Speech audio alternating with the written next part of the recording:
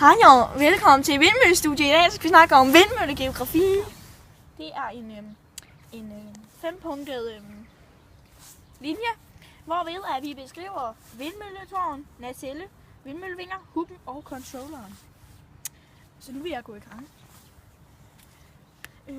I vindmølletårn der indgår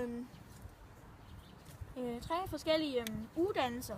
Det er en kleinsmed, en vognmaler og en bygningsmaler.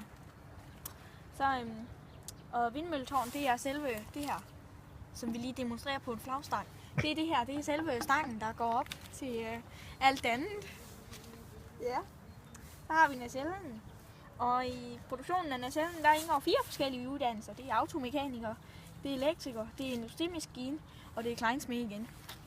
Og nacellen, det er simpelthen i en vindmølle, så er der jo det der hus oppe på toppen af stangen.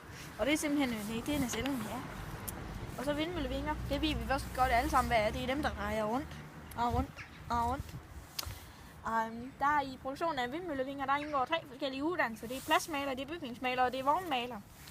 Ja.